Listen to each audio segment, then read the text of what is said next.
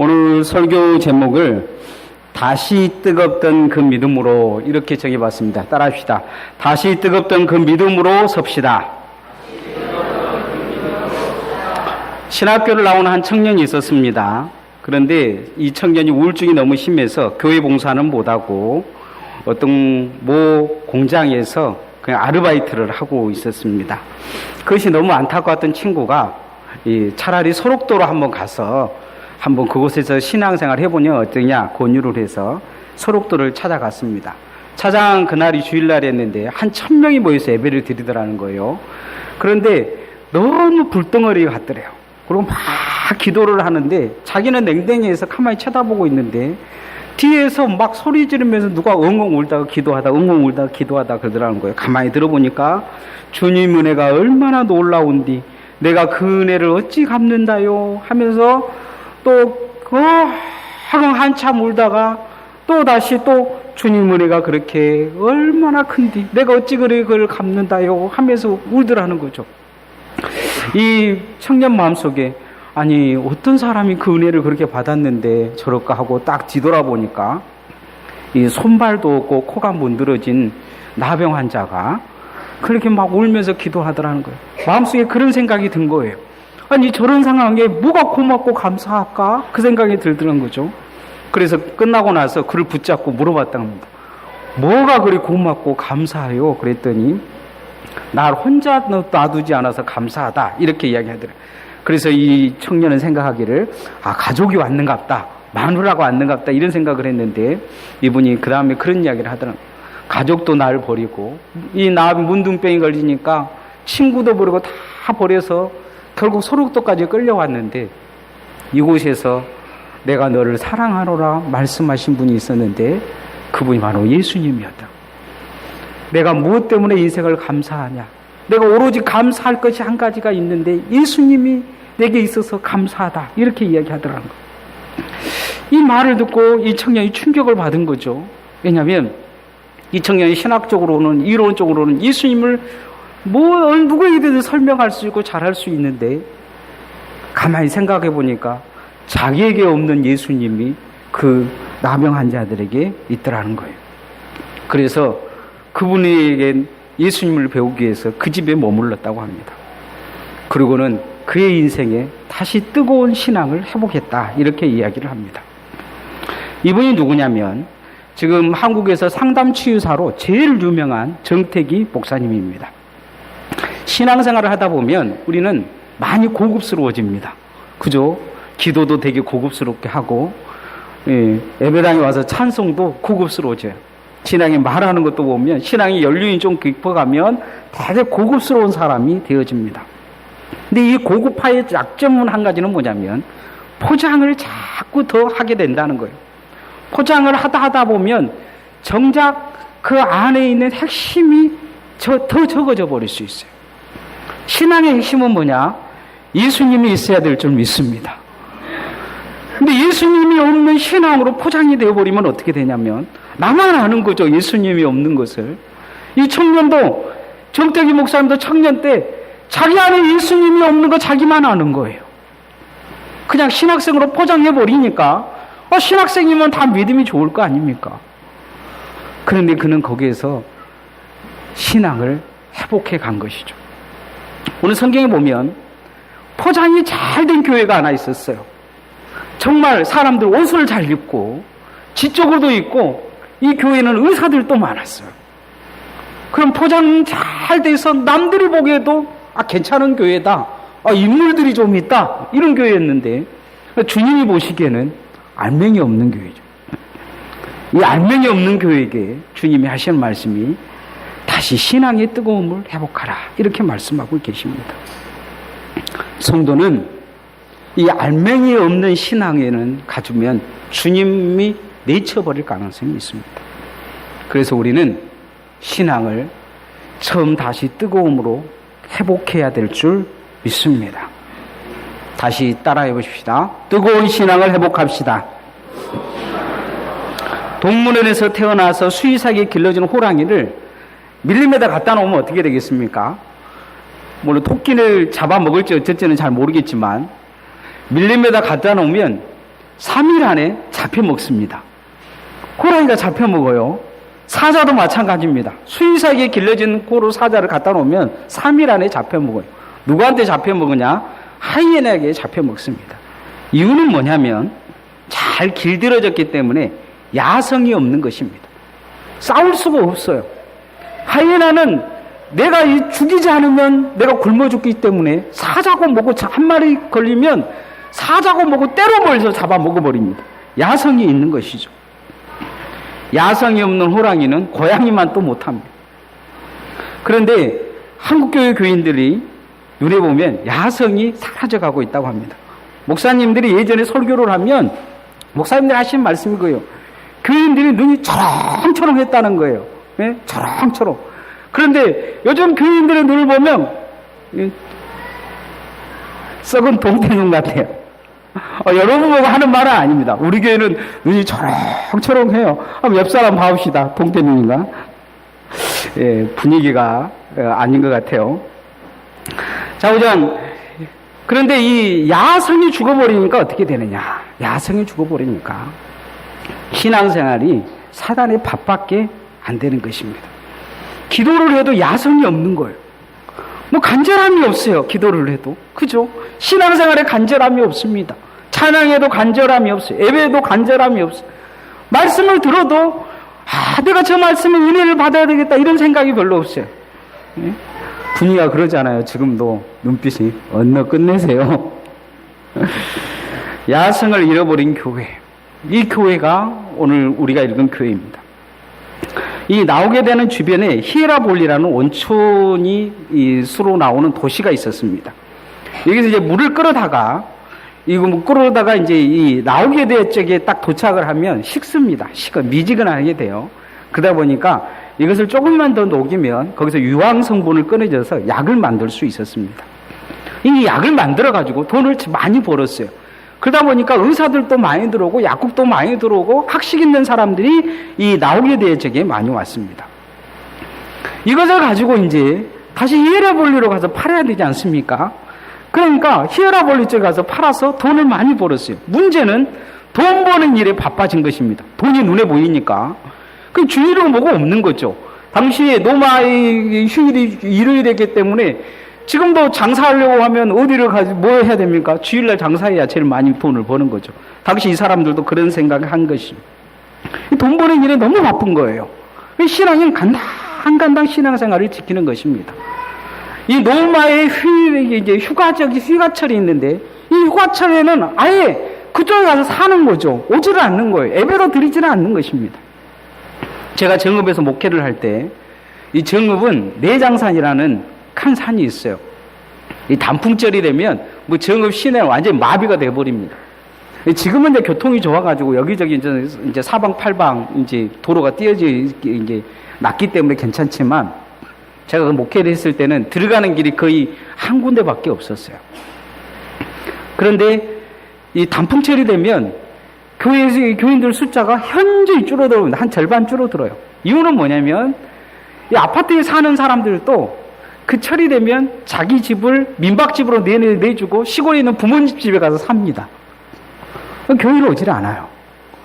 그리고 한 1년 해서 먹고 살아야 되겠는데 거기서 장사해서 먹고 사는 사람들은 거기 가면 하루에 뭐 40만 원, 50만 원, 많게는 100만 원씩 번다 그러니까 아예 새벽같이 나가서 노점상을 합니다. 뭐 밤도 팔고 뭣도 팔고. 그리고 한 2달간 교회에 안 나타나요. 2달간. 찬바람이 나야 찬바람이 불면 이제 교회에 나타납니다. 2달간 신앙생활을 그러고 하다가 교회 돌아오면 1년 중에 2달을 그러고 사는 거죠. 신앙이 되겠습니까? 나우대 교인들의 상황이 이와 같은 거죠.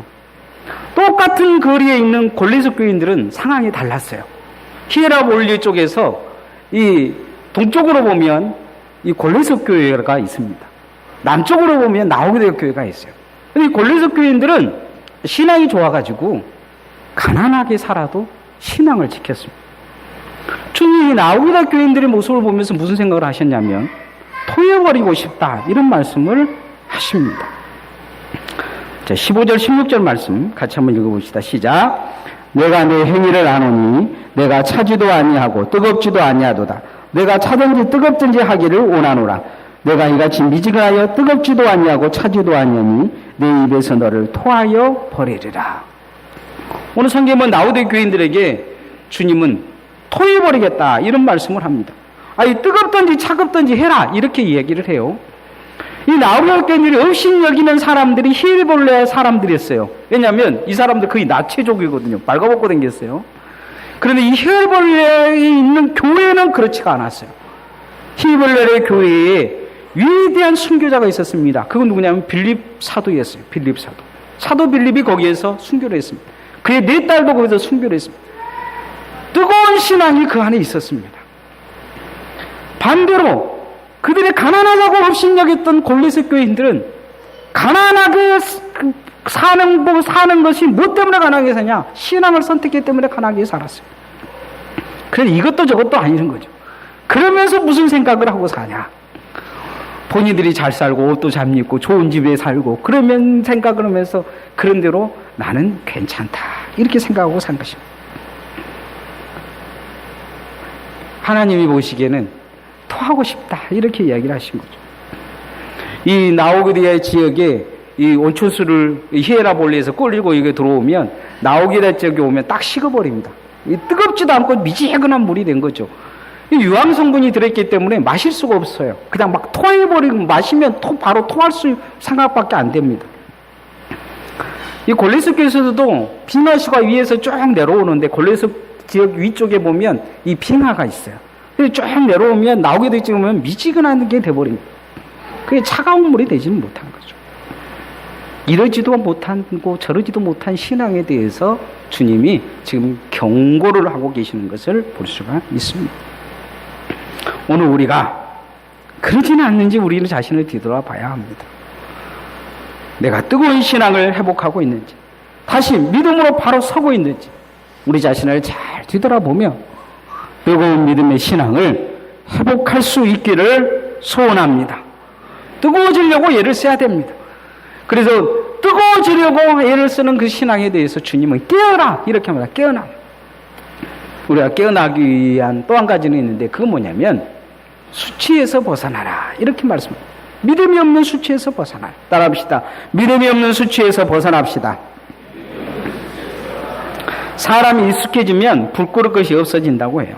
처녀가 결혼하기 전에 어떻게든지 예뻐 보이려고 얼굴에 있는 점 하나도 감추려고 위장 크림을 많이 바릅니다. 그러죠? 위장을 하죠. 우리 중고등학생들이 조금 이제 보면 위장을 막 해요. 얼굴도 이제 쥐 잡아먹은 것처럼 빨갛게 오고, 근데 속으로 이제 쥐를 몇 마리 잡아먹었을까? 그렇죠. 처녀들이 보면 아무것도 아닌 것 같아 놀라면서 그런 이야기입니다. 어머 그래요. 어머 내 속으로 아직 젊구나. 교회에서 어먹은 사람은 아직 젊은 것입니다. 근데 결혼하고 나면 이제 위장의 기간이 끝나면 분위기가 좀 달라집니다. 방귀도 끼고 트럼도 하고 정말 신할 때는 이제 백주대냐제 그냥 옆 사람하고 맥살 잡고 거리에서 싸우기도 합니다. 부끄러움이 이제 사라지기 시작하면 사람이 무서워지는 거죠. 무서워져요. 제가 이제 농담 삼아 하는 이야기지만 우리 집사람도 제가 가끔 볼 때 무서울 때가 있어요. 사람이 이 인류가 만들어지고 처음 범죄하고 나서 느낀 것이 뭐냐면 부끄러움이었습니다. 부끄러움. 죄를 짓고 나서 부끄러운 거죠. 자신이 발가벗은 것에 대한 부끄러움이 있어서 무화과 나풀을 입혔습니다. 근데 사람이 점점 타락하게 되자 부끄러움을 잊어가게 됩니다. 나중에 가인은 자기 동생을 죽어도 하나도 부끄럽지 않는 거예요. 하나님 앞에. 그러고 나서 그 가인의 후손인 라멕은 뭐라고 이야기하냐면 소년을 죽였는데 그걸 자랑을 하는 거예요. 사람 죽인 것이 자랑스러운 것이죠. 내 마누라 많이 걸고 있는 게 자랑스러운 거예요. 그러고는 아주 그냥 내다 떠들어대요. 성경에 보면 그런 구절이 있어요. 성지순례 때 히에라볼리에 온천이 있다고 해서 이제 그곳에 가서 하룻밤 이렇게 호텔에서 먹었어요. 그런데 이제 그 가이드가 그 이야기를 하더라고요. 이 히에라볼리 그 온천에 나와서 온천을 하다 보면 놀라지만 하고 나체족이 있다고. 그래서 한번 보러 갈까 하다가 내가 마음속에 죄를 질 것 같아서 안 나갔어요. 지금 시대에도 이제 그러지만 로마의 시대는 어쨌겠습니까? 그런데 이제 이런 모습을 보고 그래도 우리는 나름대로 니네들과 좀 다르다 생각하고 옷을 입고 잘 입고 산 사람들이 있었어요. 절대 우리는 나체족하고 살지는 않는다. 우리는 그래도 나름대로 문명의 사람들이나 니네들하고는 좀 다르다. 노마 니네들 아주 돈 있다고 까무러대는 니네들과는 다르다고 옷을 입고 사는 사람들이 있었는데 이 사람도 누구냐? 라오디게아 사람들이었습니다. 근데 주님은 그들에게 이야기했습니다. 니네들이 옷 입었다고 부끄러운 것을 모르냐? 진정한 부끄러운 것이 뭔지 모르는구나. 착각하지 말라. 이렇게 이야기합니다. 뭐가 부끄러운지 모른다. 이렇게 이야기해요. 믿는 사람들 옷 잘 입고 우리가 잘 살고 이것이 어찌 보면 자랑스러울지는 모르겠지만 정말 부끄러운 건 뭐냐? 믿음대로 살지 않는 것이 부끄러운 것입니다.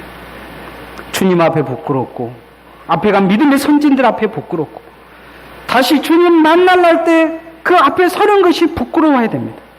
우리 17절 18절 말씀 한번 같이 읽어봅시다. 시작. 내가 말하기를 나는 부자라 부유하여 부족한 것이 없다 하나 내 공고한 것과 가련한 것과 가난한 것과 눈먼 것과 벌거벗은 것을 알지 못하는도다. 내가 너를 권하노니 내게서 불로 연단할 금을 사서 부유하게 하고 흰옷을 사서 입어 벌거벗은 수치를 보이지 않게 하고 안약을 사서 눈에 발라 보게 하라. 오늘 성경에 보면 그런 이야기를 하죠. 나는 부유한 자라. 나는 부족한 것이 없다. 그렇게 이야기했어요. 근데 주님은 그렇게 말씀하셔요.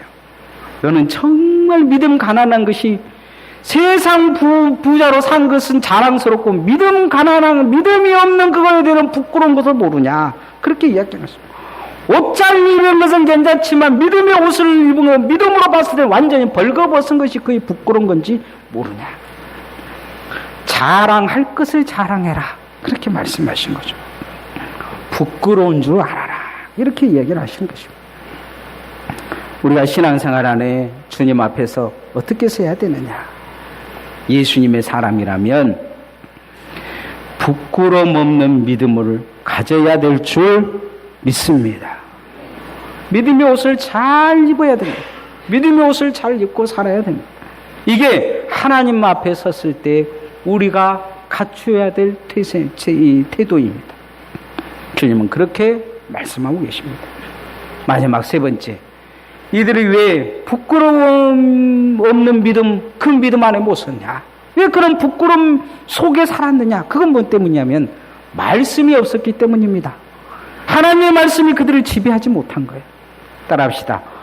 말씀을 심읍시다. 말씀을 심어야 돼. 말씀이 기초가 되고 말씀이 가치관이 돼야 됩니다.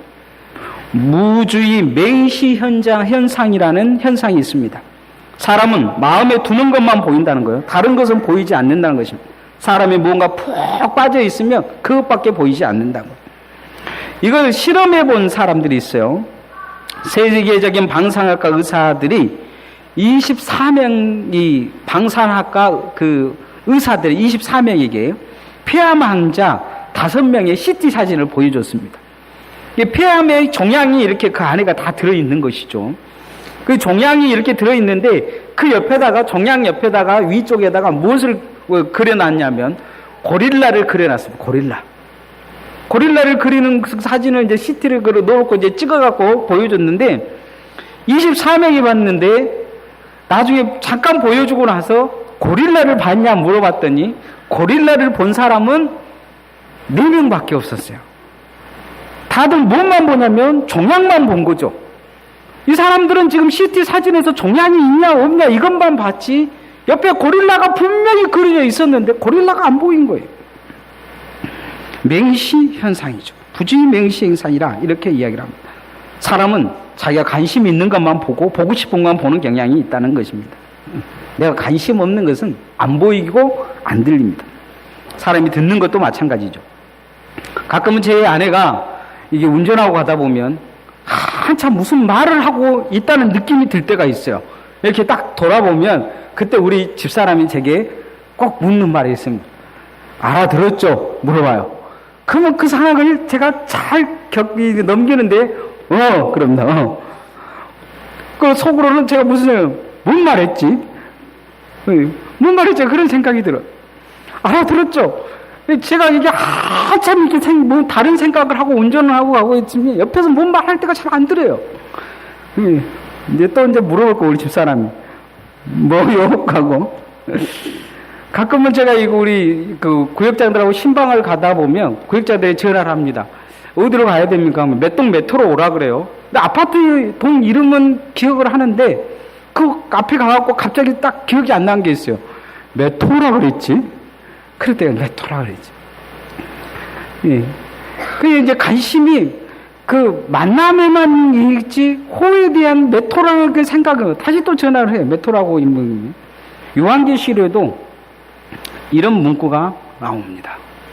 귀 있는 자는 성령이 하시는 말씀을 들을지어다. 귀 있는 자, 들을 귀 있는 자, 말씀을 들으려고 하는 자, 그 자에게 성령이 하시는 말씀이 들릴 거라 이런 말씀을 하시는 것을 볼 수 있습니다. 여러분에게 하나님의 말씀의 귀가 열려지기를 소원합니다. 자, 20절, 20절에서 22절 말씀 한번 같이 읽어봅시다. 시작. 볼지어다 내가 문 밖에 서서 두드리니 누구든지 내 음성을 듣고 문을 열면 내가 그에게로 들어가 그와 더불어 먹고 그는 나와 더불어 먹으리라. 이기는 그에게는 내가 내 보좌에 함께하여 주기를 내가 이기고 하나님의 아버지 보좌에 함께 앉은 것과 같이 하리라. 귀 있는 자는 성령이 교회들에게 하시는 말씀을 들을지어다. 주님이 어디서 들으신다고요? 문 밖에서 두드리신다고요. 근데 뭐가 들리냐면 주님의 두드리는 소리가 아니고 음성을 듣고, 무엇을 듣고요? 음성을 듣고. 주님의 말씀이 들리면 여러분의 마음이 문이 열릴 줄을 믿습니다. 그래야 주님과 함께 한다는 것입니다. 귀 있는 자가 하나님의 말씀을 듣는다. 오늘 성경에 말씀하고 있습니다. 진정으로 마음을 다해 주님의 말씀을 들어야 될 줄 믿습니다. 마음이 있어야 들린다는 거죠. 마음이 있어야. 들을 마음이 있어야 돼요. 우리가 늘 주님 앞에 나오면 들을 마음을 가져야 됩니다. 강진에 보면 초당님이라는 편백한 숲이 있습니다. 50년간 황무지를 개간해서 지었다고 해요. 예전에 아마 우리 권사님들과 저 위에서 초당님 그 꼭대기서부터 이렇게 내려온 적이 있는데 너무 큰 나무들이 있고 아름답더라고요. 마음속에 그런 생각을 했어요. 우리 마음에 이런 말씀의 숲이 있었으면 좋겠다. 여러분에게 하나님의 말씀이 날마다 들려져서 한 그루 한 그루 매주 이 말씀이 심겨짐을 통해서 언젠가 시간이 지나고 10년, 20년이 지나가면 거대한 울창의 하나님의 말씀의 숲이 여러분에게 있기를 소원합니다. 그렇게 말씀이 들려져서 하나님과 동행하는 삶이 되어지기를 원합니다. 다시 뜨거운 그 믿음은 뜨거운 신앙을 회복하려는 열심이 내 안에 있어야 됩니다. 다시 기도하려고 애를 써야 됩니다. 예배하려고 애를 써야 돼요. 냉랭하면 언젠가 주님께 내침을 당할 수 있습니다. 믿음 없는 것이 부끄러워야 됩니다. 나는 믿음 없는 것이 부끄럽지 않다. 이러면 문제가 있는 거죠. 하나님의 말씀이 들려져야 돼요. 말씀을 심어야 돼요. 그래서 다시 그 뜨겁던 믿음으로 일어서며 하나님 앞에서는 주의 종들 되어지기를 소원합니다. 이 시간 찬양하십시다.